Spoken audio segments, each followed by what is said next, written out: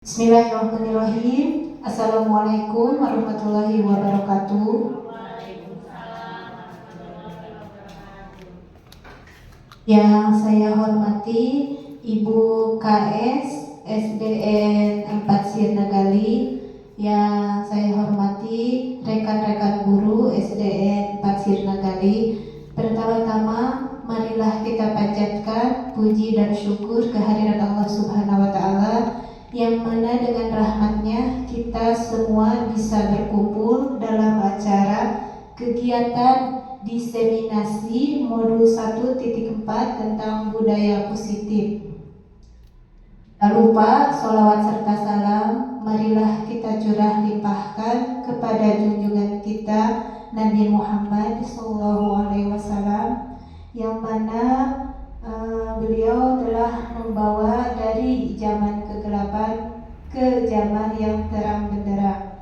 Bapak Ibu, izinkan di sini saya membawakan acara kegiatan hari ini. Untuk acara yang pertama ada sambutan dari Ibu Kepala SDN 4 Sirnagali, kemudian dilanjutkan dengan acara kedua yaitu materi berbagi praktik baik yang akan dibawakan oleh Ibu Janatun Nisa. Dan untuk acara yang pertama adalah sambutan dari Kepala Sekolah SDN 4 Sirnagali. Kepada beliau waktu dan tempat saya persilahkan.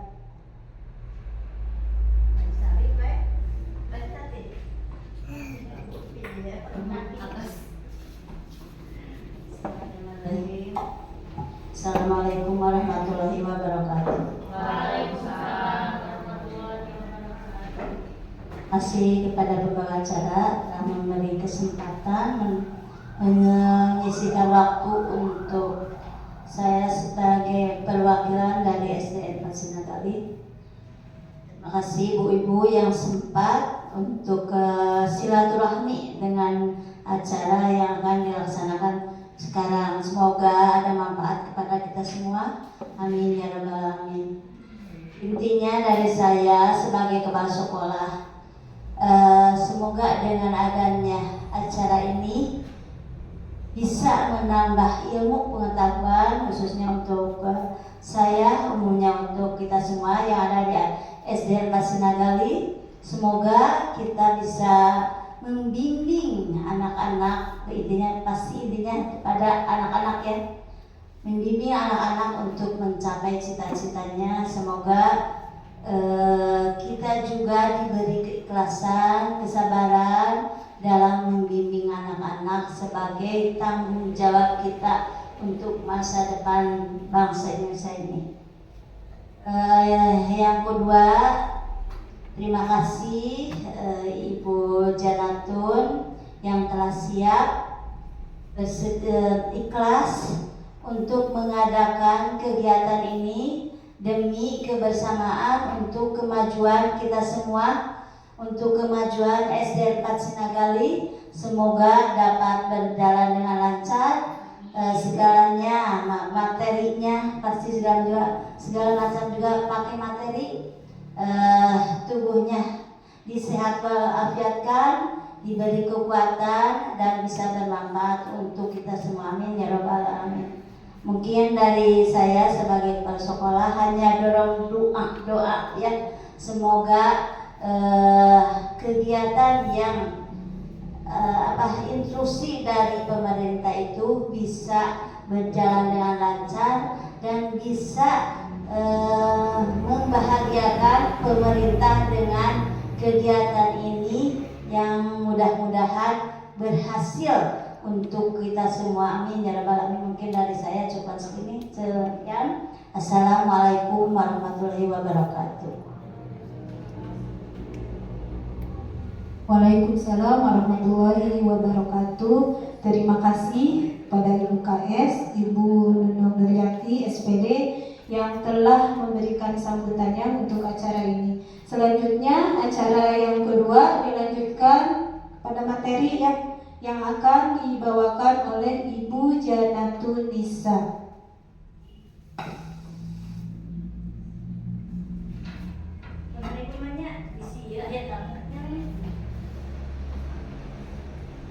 Baik, terima kasih kepada MC atas waktu. Bismillahirrahmanirrahim. Assalamualaikum warahmatullahi wabarakatuh. Muqaddimah kita ikut pada yang awal aja. Alhamdulillah ibu-ibu hatur nuhun karena waktosna. Pertama-tama saya ingin minta izin dulu, maaf bukan untuk menggurui atau hayang mapatahan ngoje kamarinya. Margi ieu sadayana tangtosna langkung paos tentang kegiatan belajar langkung tos memahami sadayana. Mungkin ini hanya sekedar mengingatkan, mungkin kita lupa ikut diingatkan dan saya juga banyak lupanya. Hari ini kita berkumpul dalam acara diseminasi modul 1.4 berbagi praktek baik dengan tema budaya positif. Sebelumnya, aya nu terang apa itu budaya positif? Budaya itu apa? Kebiasaan baik. Budaya itu sesuatu yang dilakukan secara berulang menjadi kebiasaan yang diakui dan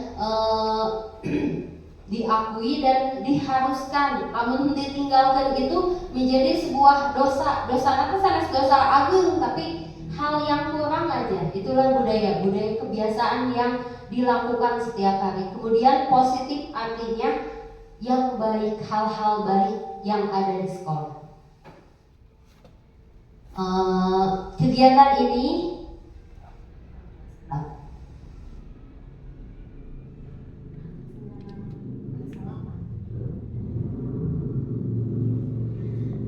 Kegiatan ini merupakan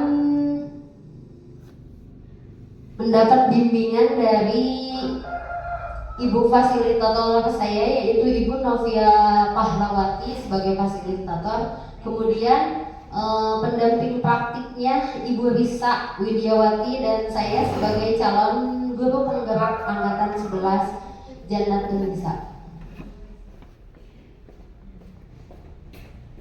Adapun tujuan diseminasi ini adalah kauningan kelihatan. Satu, untuk memenuhi tugas modul 1.4 yaitu penerapan budaya positif. Kedua, untuk menyebarkan pemahaman budaya positif kepada warga sekolah. Dan ketiga, mengajak warga sekolah untuk bersama-sama menanamkan budaya positif di sekolah. Selanjutnya, tadi udah dibahas ya, budaya positif merupakan perwujudan dari nilai atau keyakinan universal yang diterapkan di sekolah. Keyakinan universal artinya kebaikannya bukan hanya diakui oleh kita saja, tapi sudah menyeluruh oleh orang-orang di sekitar kita. Hal-hal baik. Contoh napami pepenak sareng orang alangkung ka di payunan orang lain nyebat punten, padahal nggak punten oke mau naon, tapi karena budaya di Sunda itu kedah uluk salam, kudah sopan santun, maka itu termasuk hal-hal yang termasuk budaya, kebiasaan universal, kebaikan yang sudah diakui oleh lingkungan sekitar kita. Kemudian konsep inti dari kebudayaan positif, dari budaya positif adalah pertama, adanya perubahan paradigma belajar. Jadi pada kesempatan ini kita akan belajar 8 poin ini. Pertama, perubahan paradigma, disiplin positif, nilai-nilai kebaikan, kebutuhan dasar manusia, motivasi perilaku manusia, posisi kontrol guru, keyakinan kelas, dan segitiga restitusi. Kita masuk pada pembelajaran dengan paradigma baru. Diajar matos biasa leresnya ibu-ibu, tapi ayeuna mah gantos menteri, gantos kurikulum, dan kurikulum kita menganut pada kurikulum Merdeka Belajar. Kalau zaman dulu kita belajar itu guru sebagai sumber, guru sebagai pusat, atau disebut dengan teacher center. Pada paradigma sekarang, yang harus menjadi pusat adalah murid. kita harus bisa mengembangkan potensi yang dimiliki oleh murid. Ini disebut dengan perubahan paradigma baru, yaitu jadi student center. Setiasa guru harus bisa mengembangkan dan bisa membaca potensi atau kodrat yang dimiliki oleh siswa, oleh murid. Kemudian guru juga tidak hanya sampai di situ, harus bisa membaca kebutuhan dasar apa yang kurang atau yang tidak dimiliki siswa di rumahnya. Nah, dalam perubahan paradigma belajar ini, kita menganut pada profil pelajar Pancasila. Tarang profil pelajar Pancasila teh sabaraha? 6. 1. Pada Tuhan. 2. Berakhlak mulia. 3. Kebinekaan global. 4. Gotong royong. 5. Mandiri. 6. Kreatif dan bernalar kritis disatukan atau tapi misah? Tadi yang berakhlak mulia bersatu sareng beriman dan takwa pada Tuhan Yang Maha Esa. Terang tuh laguna. Kumaha laguna? Sareng beriman dan bertakwa pada Tuhan Yang Esa dan berakhlak mulia, berkebinekaan global, gotong royong mandiri, kreatif dan bernalar kritis. Ya, jadi paradigma pembelajaran sekarang konsepnya mengacu pada profil pelajar Pancasila. Satiasa sambungkeun hadieu paminten seperti itu. Selanjutnya adalah mengubah stimulus ke respon dengan pendekatan teori kontrol. Kaos teh kurang jelas. Bade dialitan deui eta nanti bade dibacakeun. Kalau dulu stimulus respon, sekarang menjadi teori kontrol. Stimulus respon contohnya realitas atau kebutuhan kita sama zaman dulu. Siswa kebutuhannya sama, sedangkan pada paradigma perubahan pembelajaran teori kontrolnya itu realitas kebutuhan setiap siswa itu berbeda. Siswa yang ini kebutuhannya apa, yang ini kebutuhan apa, otomatis moal sami cara menangani. Nah, kemudian semua orang melihat hal yang sama kalau yang stimulus respon. Sedangkan pada teori kontrol setiap orang memiliki gambaran yang berbeda. Setiap beda rambut, beda isi kepala. Terus kalau kata pepatah, lain ladang, lain belalang, lain lubuk, lain ikannya. Jangan setiap orang punya pemahaman dan pemikirannya sendiri tentang sesuatu. Kitu oge siswa. Selanjutnya, stimulus responnya itu kita mencoba mengubah orang agar berpandangan sama dengan kita. Jadi kita meyakinkan orang lain bahwa enog itu bulan, padahal kan lonjong, padahal kan aya anu benjol mun digoreng seperti itu. Sedangkan pada teori kontrol kita berusaha memahami pandangan orang lain tentang dunia. Beda juga tidak apa-apa, yang penting tujuannya sama. Bade ka Garut aya anu lewat Padarek, ada yang lewat Samarang. Eta mah kumaha kenyamanan aja. Tidak usah menjudge seseorang salah karena beda cara. Yang penting sampaina sami sareng ke tempat. Selanjutnya, perilaku buruk dilihat sebagai suatu kesalahan. Itu stimulus respon pada paradigma dulu. Sedangkan paradigma sekarang hanya Anda yang bisa mengontrol diri Anda. Oh, iya. Semua perilaku memiliki tujuan. Nah, kalau dulu kesalahan itu dilihat kesalahan salah, melanggar aturan. Padahal kita harus cari tahu dulu motif sebenarnya sebelum anak itu melakukan kesalahan. Naon heula ya? Apa ada alasan yang mendasari mereka mengambil keputusan? Jadi jangan lihat respon yang dia berikan, tapi kita lihat dulu runtutan kejadian apa yang mereka alami. Kedah gitu, jangan kita kan jangan melihat kekurangannya dulu, tinggal dulu penyakit yang dia itu mungkin ya. Selanjutnya, orang lain bisa mengontrol saya kalau stimulus respon. Sedangkan kalau teori kontrol, hanya Anda yang bisa mengontrol diri Anda. Jangan kemandirian itu tadi, jangan karena diarahkan orang lain, tapi muncul motivasi itu dari dalam diri. Selanjutnya, saya bisa mengontrol orang lain. Jadi penguasa lah. Kalau pada teori kontrol, Anda tidak bisa mengontrol orang lain. Kita tidak bisa mengendalikan orang lain, hanya bisa mengarahkan. Murid, kita tidak bisa memaksa murid untuk pintar, tapi kita bisa memberi jalan dan memberi cara mereka menuju kepintaran itu atau menuju perubahan itu. Kemudian pemaksaan ada pada saat apa ini tadi?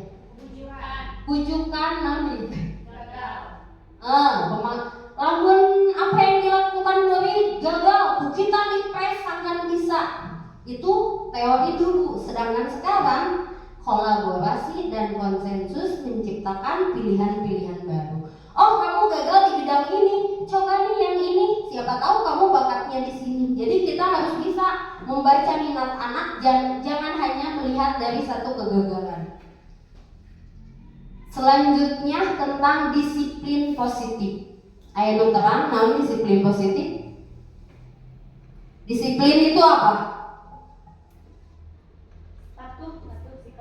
Sikap patuh. Makasih Bu Rohaini. Yang lain ketaatan. Yang lain idem.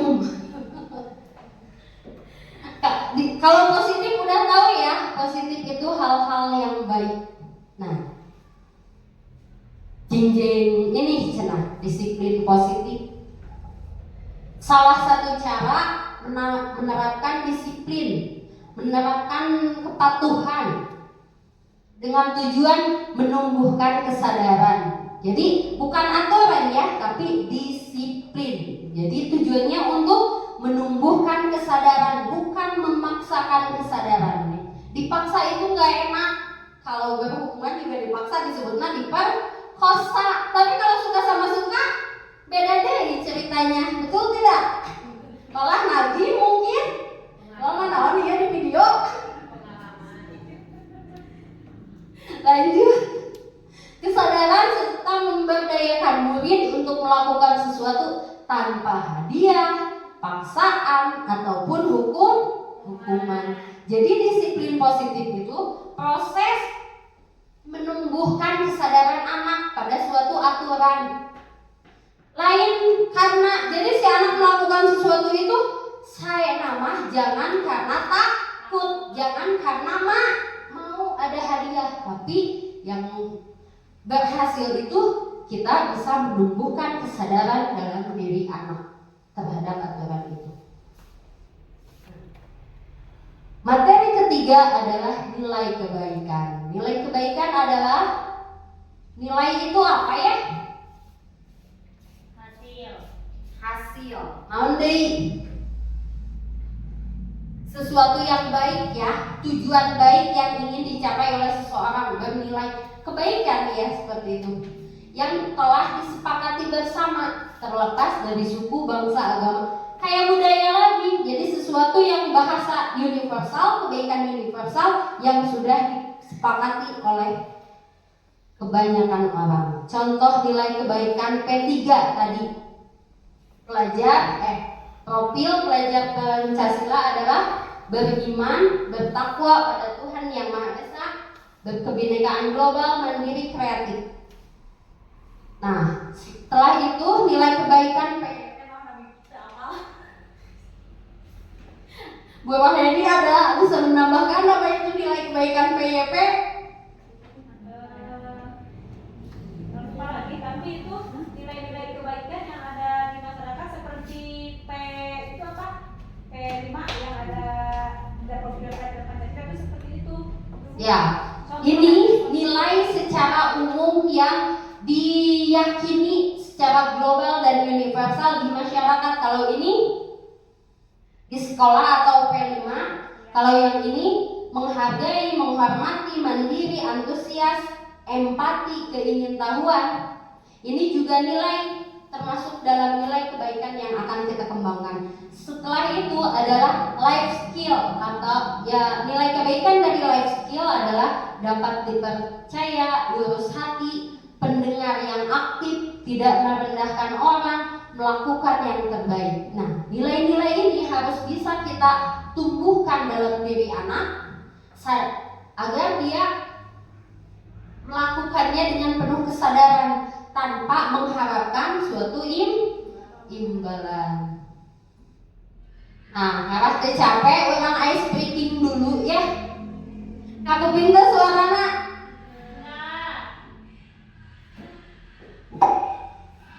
Ada suaranya? Kurang.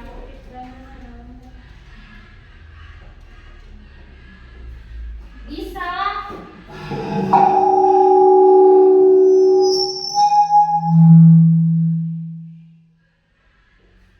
Kita ice breakingnya dance banana.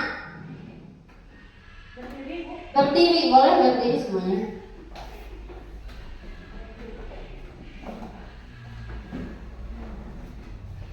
Ya.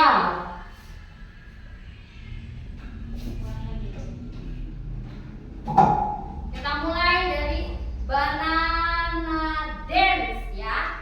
Kalau ini feel banana, feel banana, cut banana, shake banana, boom. Kalau udah dimakan dikumarin. Banana, boom, banana. Siap? Siap. 1, 2, 3 bareng. 1, 2, 3. Peel banana, peel banana, cut banana, cut banana, shake banana, eat banana, cut banana, cut banana, shake banana, boom banana, boom. Bisa? Sekali lagi, nggak usah tambah ini. Coba. Banana dance. Feel banana, feel banana. Banana, cut banana. Eat banana, eat banana. Shake banana, shake banana. Boom banana, boom banana. Good.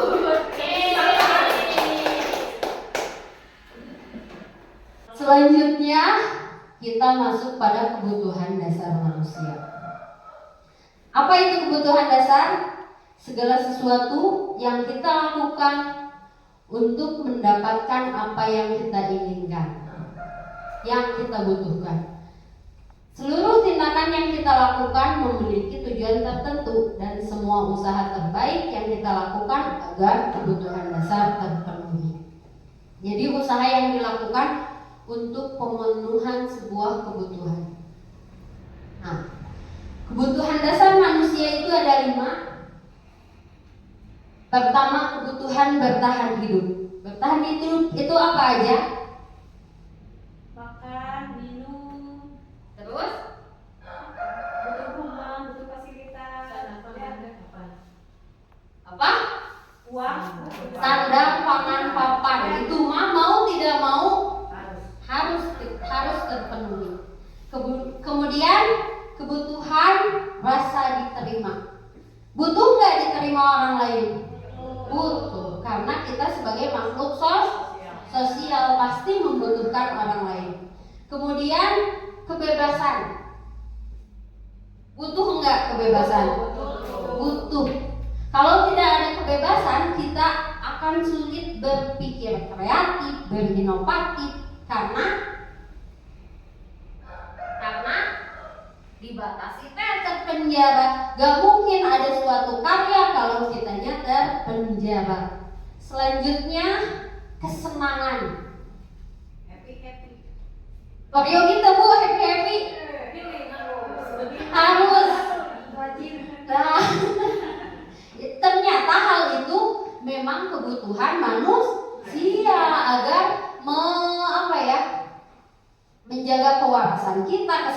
kita, bernalar kita. Bagaimana kita mau memahami murid lamun urangna sedih, stres, nu aya murid disentakan atau nu aya murid ikut nangis. Makanya guru itu harus bahagia agar bisa membahagiakan muridnya.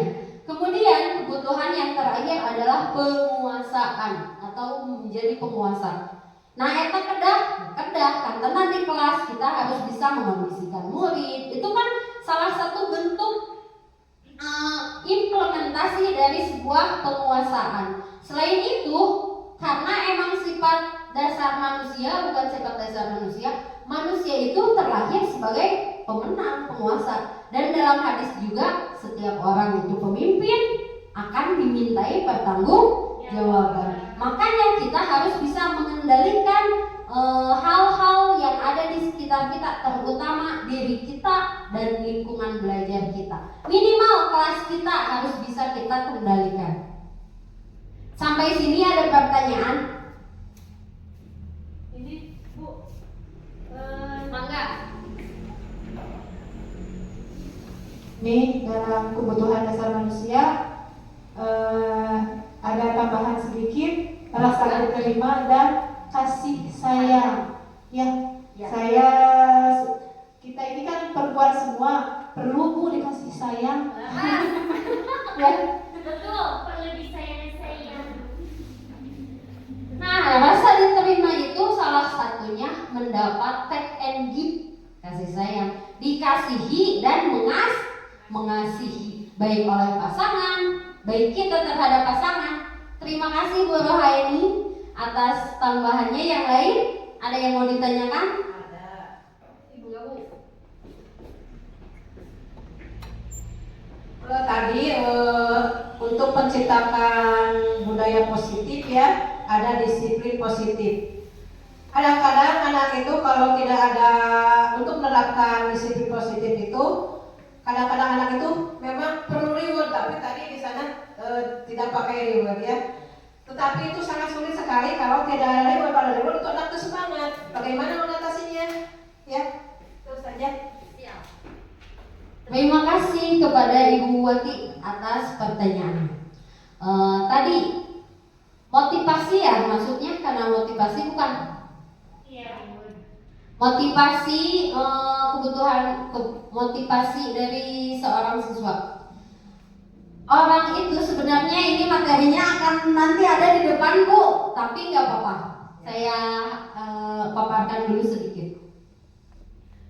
Kebaikan yang terlalu sering kita berikan itu sebenarnya akan mematikan semangat dalam dirinya. Jantan semangat nate teu murni ngarep-ngarep sesuatu. Justru dengan adanya hal seperti itu, dia tidak mengenali identitas dirinya.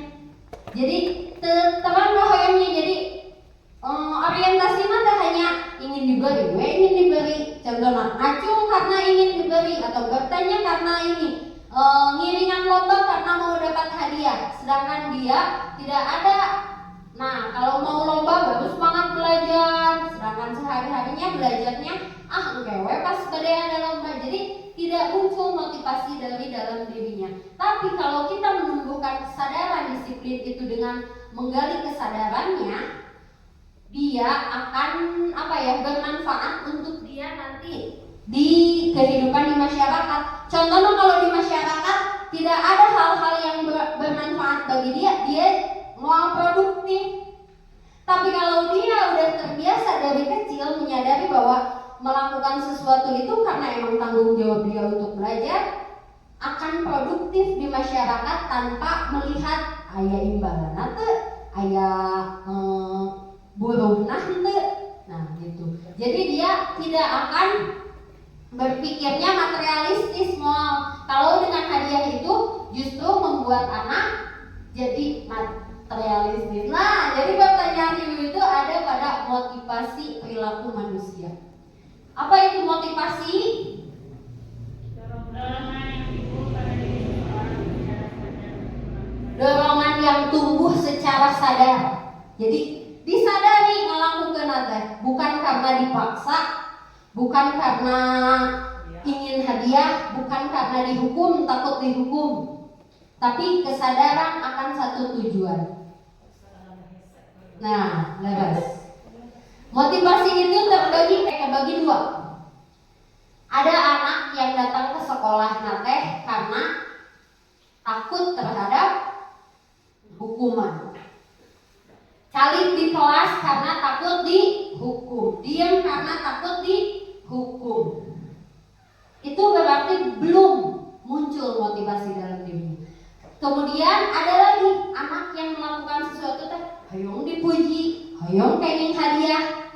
Itu juga masih masuknya pada motivasi ekstrinsik, karena ada iming-iming, karena ada ancaman, lebetna karena motivasi yang ekstrinsik atau dari luar. Harus ada paksaan dulu, harus ada iming-iming dulu. Sedangkan motivasi intrinsik adalah menjadi diri sendiri yang mereka inginkan dengan nilai yang dipercaya. Abi hoyong kieu rajin ke sekolah teh karena abi tahu ke sekolah dengan disiplin waktu itu menanamkan sikap mandiri dalam diri saya, menanamkan tanggung jawab, membuktikan bahwa saya bertanggung jawab terhadap kewajiban saya, yaitu belajar. Nu hese teh ieu nya menanamkan ke contohnya di kelas aya nu ngobrol, ada yang ganggu yang lain itu harusnya kita itu tahu menaik ngobrol panggil ke payung sanes kamu teh ngobrol terus aja ngobrol aduh di rumah sok ngobrol sareng saha mama kumaha sok ngajak ngobrol. Kadang pas ku abi ditaros ternyata mamana sibuk kerja, mamana teu aya atau nepi ka mana. Ternyata mereka itu butuh diperhatikan. Maka terus disadar seperti itu. Nah, motivasi perilaku manusia itu pertama karena takut hukuman.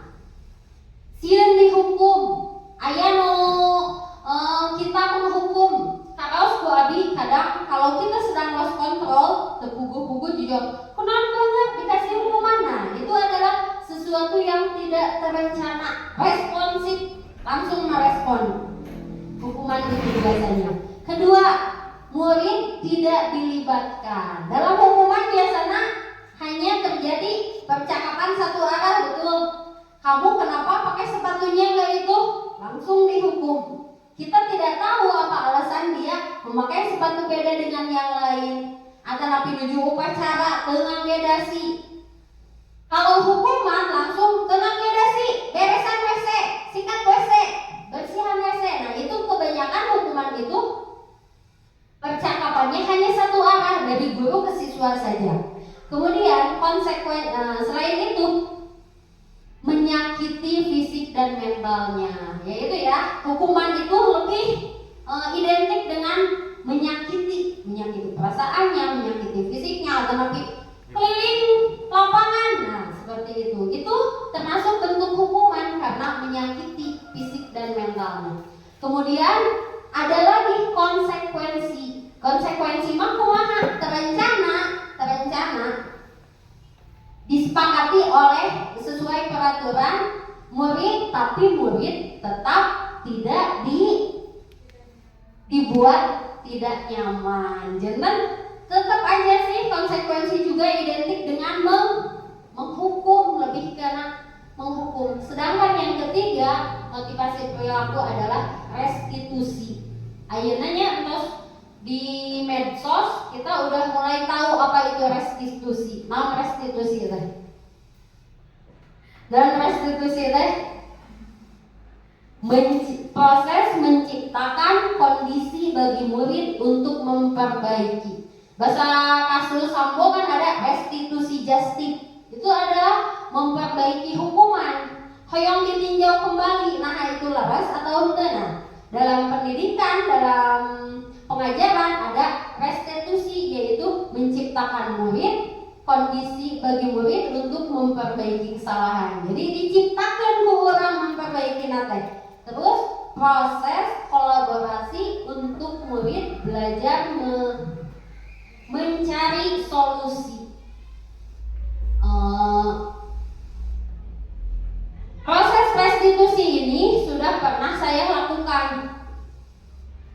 beberapa siswa. Ternyata emang terjadi perubahan, cuma harus ada terus dikontrol, karena lalu dalam beberapa waktu kita tidak mengingatkan terus, terulang lagi, maka tetap guru itu harus bisa mengawasi.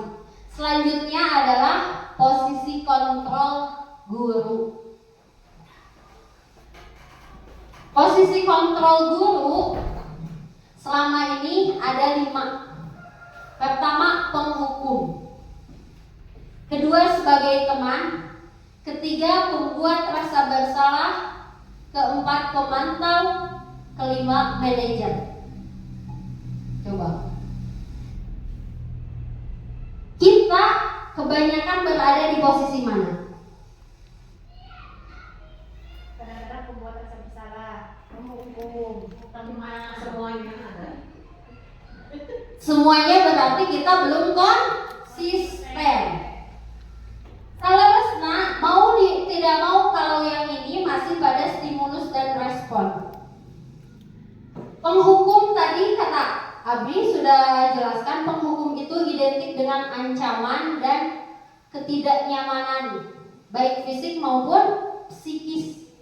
Nah, penghukum itu sekarang posisi penghukum harus dihindari. Kemudian teman, guru sebagai teman baik tidak? Baik, tapi Ada jarak. minusnya apa?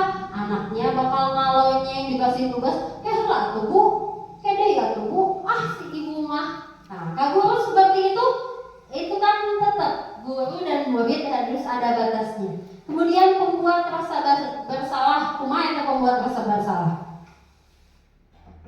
Tengah hukum tapi mempermainkan emosi anak. Contohnya, kalau atuh kamu mending nggak acan kena belajar nanti karunya kak ibu dari tadi udah nulis, pokoknya nggak habisin karunya, karunya kak mama terus kerja capek-capek, adik kamu kalah diajar terbalik. Nah itu mempermainkan perasaannya, itu juga salah. Jadi membuat dia rendah diri, membuat dia tidak merasa bersalah. Dan mungkin nanti si anak tidak punya motivasi percaya diri, tidak punya kepercayaan diri karena kita udah mempermainkan perasaannya, mengecilkan hatinya. Kemudian pemantau ini baik, cuma tadi masih satu arah.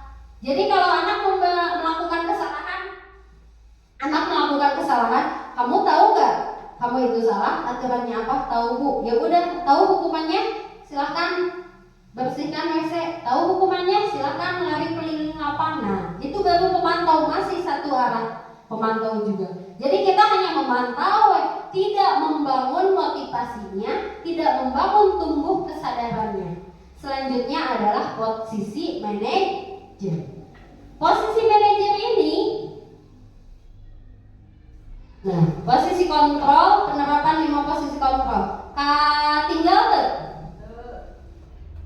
penghukum, menghardik, menunjuk-nunjuk, menyakiti dan menyindir. Pembuat rasa bersalah, contohnya kata-katanya, kalau kamu tidak melakukannya, saya akan. Hasilnya si anak menjadi pemberontak, pendendam, dan menyalahkan orang lain. Selanjutnya, pembuat orang rasa bersalah, sok ceramah terus. Terus ngewek-wek. Jadi si anak nate, kamu sudah mengecewakan ibu, contoh kata-kata nate. Nanti anaknya menjadi pribadi menyembunyikan dan menyangkal dan berbohong. Jadi tidak timbul kejujurannya karena si mama kieu, mun abi kieu, nanti si mama kieu, mun abi kieu, ada ketakutan dalam dirinya. Ini berarti banyak negatifnya pembuat rasa bersalah. Saya emang tidak menghukum, tapi kan emosi anak dipermainkan, jadi dia rendah diri. Selanjutnya teman, membuat alasan-alasan untuk muridnya. Cepat lakukanlah ini untuk bapak, ya sudah nanti bapak bantu bereskan. Pokoknya memperlakukan siswa sebagai teman. Itu negatifnya adalah siswa ketergantungan terus, saya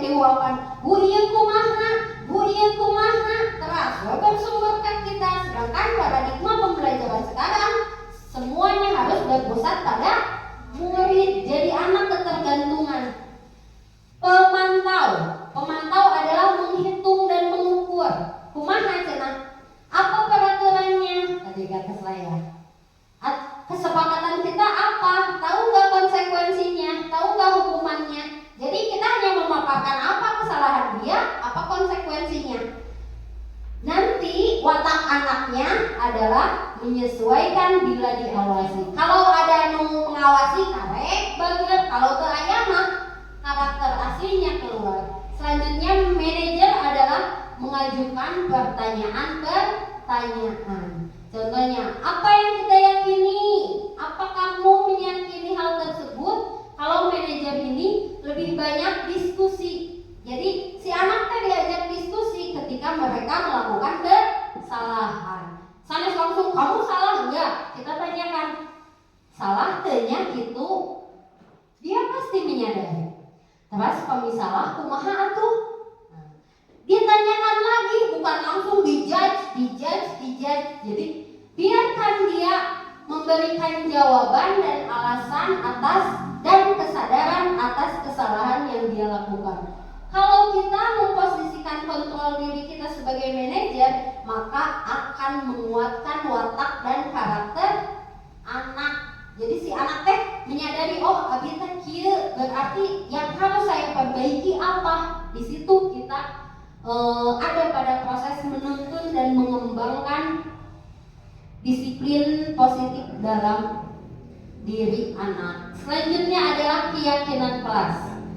Coba ada yang tahu kenapa keyakinan bukan peraturan? Keyakinan kelas. Karena kalau keyakinan berarti atas dasar keyakinan dirinya sendiri, bukan peraturan yang biasanya misalkan dibuat sama guru. Atas keyakinan siswa yang diyakini oleh siswa, bukan hanya guru. Yang lain? Ada yang mau menyanggah Bu Raini? Ya sama seperti ibu, keyakinan itu kesepakatan yang dibuat antara guru dan siswa. Nggak ada tuh. Nah. Keyakinan kelas. Keyakinan kelas adalah kesepakatan yang dibuat guru dan murid agar tercipta lingkungan belajar yang nyaman. Jadi disadari ku murid, diukur ku murid, dibuat ku murid. Kita hanya memfasilitasi hal-hal yang baik. Menurut murid apa? Catat. Kita mah hanya mencatat. Yakin anak-anak itu tahu apa nilai kebaikan, apa nilai dan entos harari dan anak-anak kita itu, siswa-siswa kita itu luar biasa. Kemudian melibatkan siswa. Jadi itu langsung ku guruna ulah kieu, ulah kitu, jangan berisik, jangan lompat-lompat, tidak. Tapi biarkan siswa menyadari apa yang dia inginkan di kelas. Kemudian fokus pada nilai positif yang ingin diterapkan. Kalau paradigma dulu belajar itu jangan bertengkar, jangan membuang sampah. Kalau sekarang diganti paradigmanya harus fokus pada nilai positif. Contohnya jangan berisik. Gentos Bu, mendengarkan guru saat belajar. Terus jangan membuang sampah. Gentos Bu, buang sampah pada tempatnya. Jadi kalau paradigma pembelajaran sekarang harus menghindari hal-hal negatif. Selanjutnya adalah peraturan kelas. Kalau tadi keyakinan kelas disepakati oleh guru dan murid, peraturan kelas dibuat langsung ke guru. Jadi baru dah, ya kesepakatan kelas kita harus betul. Budak hanya cilepeng mangga Bu. Tapi pas ibu teu aya, angger ngareog, darane tata lompatan. Karena apa?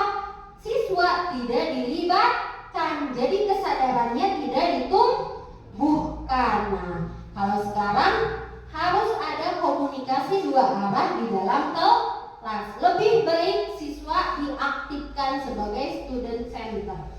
Selanjutnya dalam pernyataannya tidak melibatkan siswa. Langkah-langkah membuat kesepakatan kelas terus biasa pengentennya sadayana oge. Pertama, berdiskusi heula sareng siswa dan munculkan hal-hal positif apa. Kemudian mengubah peraturan menjadi kalimat positif.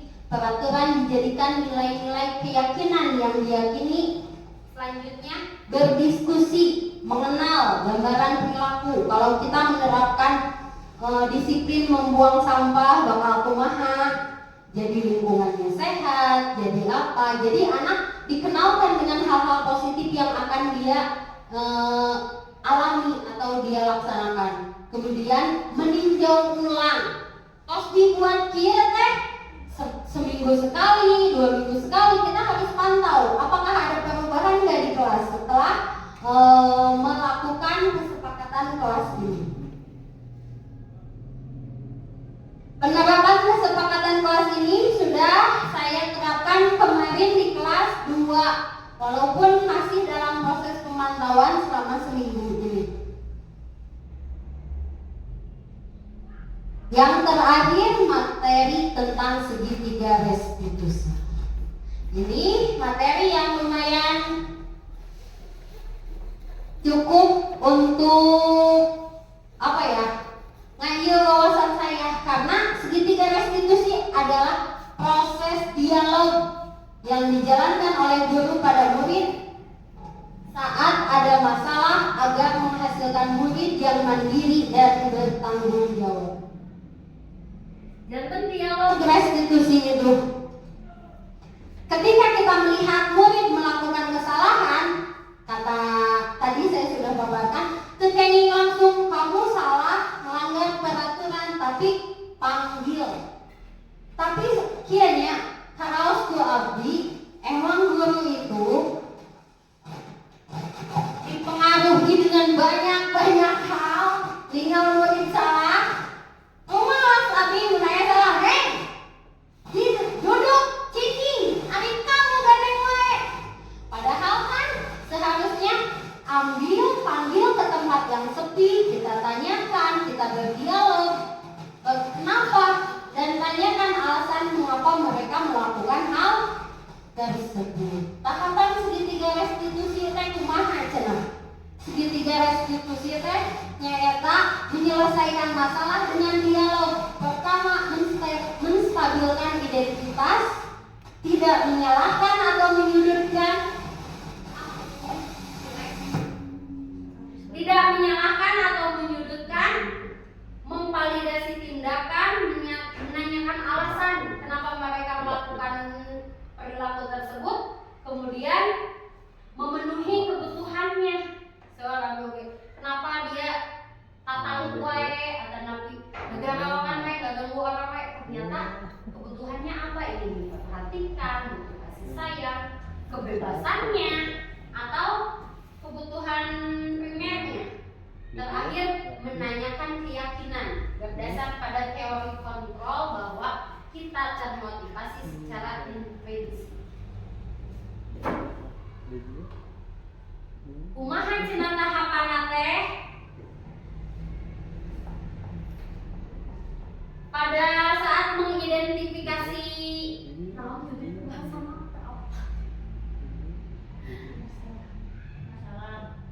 menstabilkan identitas, tanyakan, kamu pasti punya alasan melakukan kesalahan eta. Nah, kamu betul melakukan kesalahan, terang teu eta salah. Terus kenapa gitu?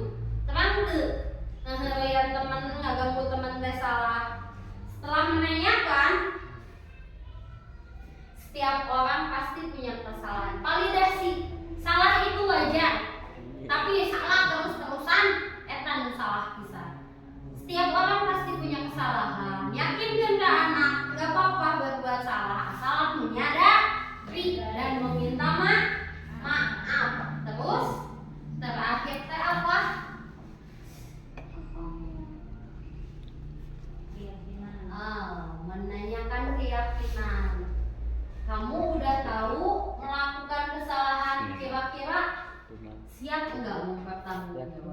Jadi udah tahu dia kesalahannya, kita validasi bahwa membuat kesalahan gak apa-apa, normal, manusiawi.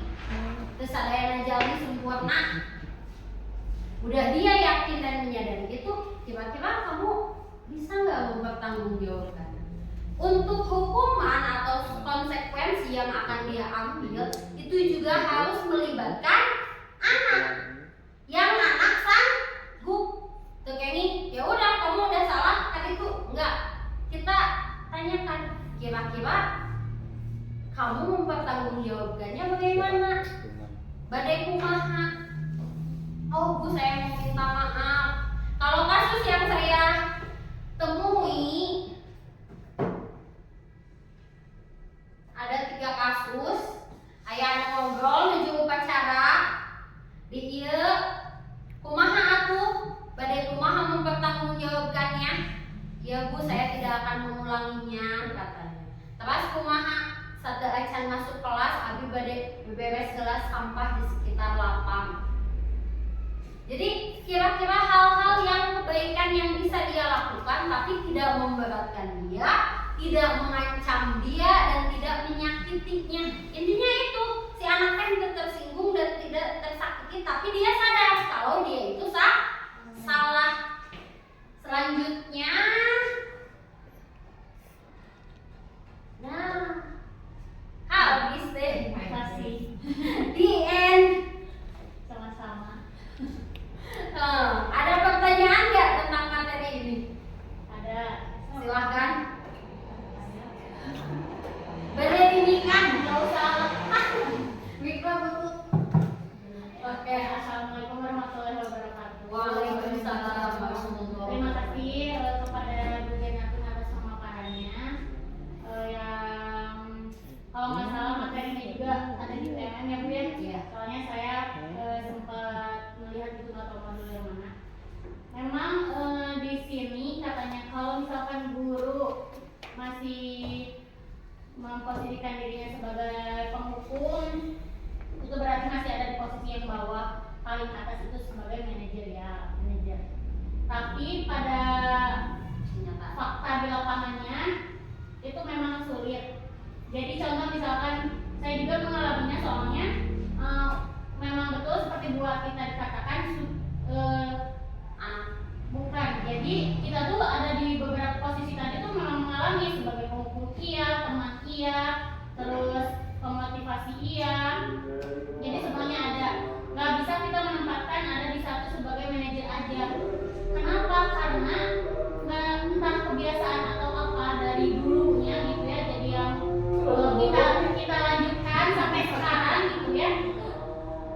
Nah, gimana caranya supaya menumbuhkan kesadaran anak tanpa hukuman, tanpa ribet? Karena emang saya mengalami kalau misalkan alasan kan ada beberapa alasan anak melakukan sesuatu, apakah itu karena ribet, apakah itu karena hukuman atau rasa takut. Apakah itu memang betul-betul efektif? Nggak boleh misalkan. Apakah itu benar-benar salah? Sedangkan kita aja misalkan hidup gitu ya, emangnya tidak baik kalau misalkan kita merasa ada rasa takut. Misalkan Abi misalkan aku kan nggak mau misalkan nyontek karena takut dosa, misalkan kayak gitu. Apakah itu memang benar-benar nggak boleh, atau bagaimana nih caranya supaya anak itu melakukan sesuatu atas kesadaran dirinya sendiri dan si guru tidak memposisikan dirinya sebagai penghukum atau pemberi hadiah? Bagaimana caranya? Terima kasih. Oke, sama-sama. Luar biasa ya. Pertanyaannya bagus, terima kasih. Tapi itu memang realitas yang terjadi dan saya alami juga. Dilema sebenarnya. Menghukum nggak ada, tapi kan kita ada aturan, ada hukuman. Sedangkan kalau bertanya pada saya tentang apakah hal tersebut boleh, kalau karena materi ini kita bisa mulai menanamkan cara segitiga restitusi ini terus menerus coba diinikan.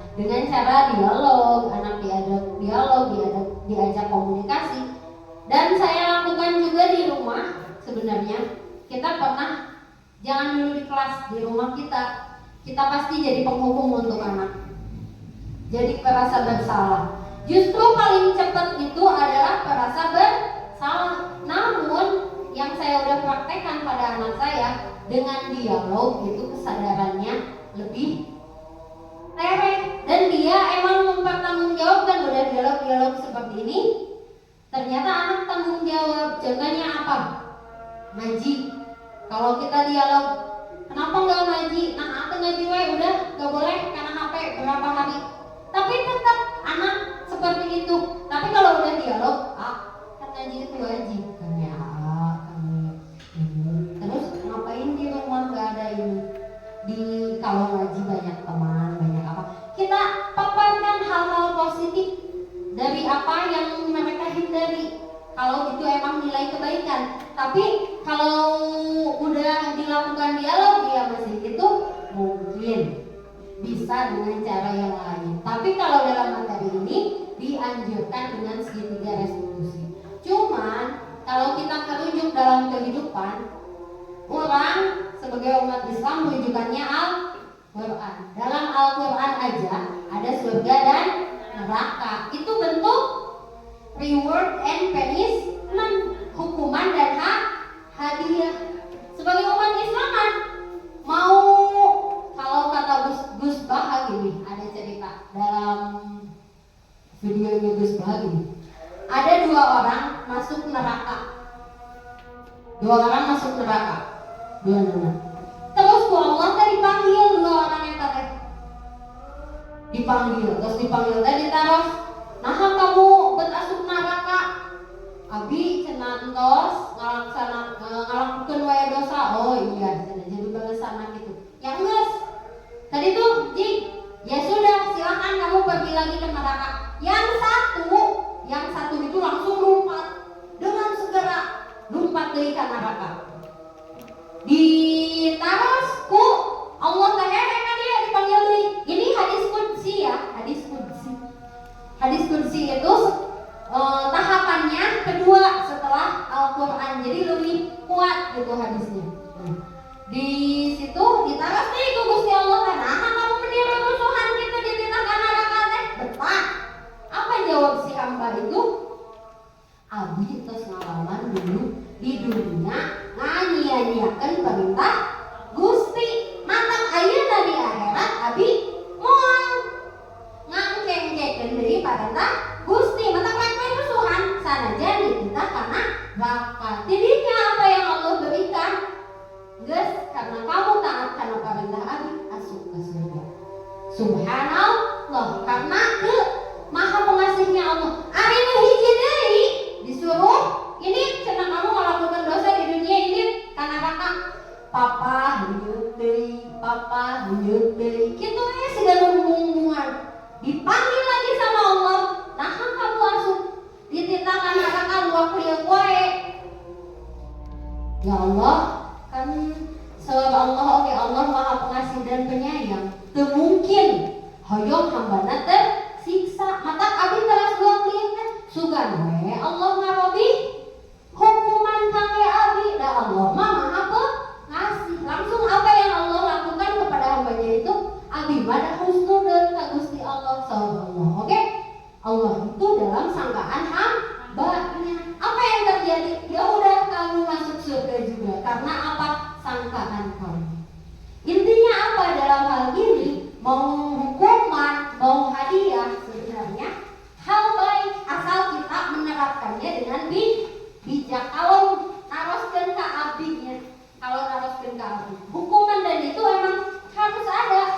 Karena satu, mungkin reward di sini, reward di dia, hadiah di dia, gentos bukan dalam bentuk hadiah, tapi dalam bentuk apresiasi.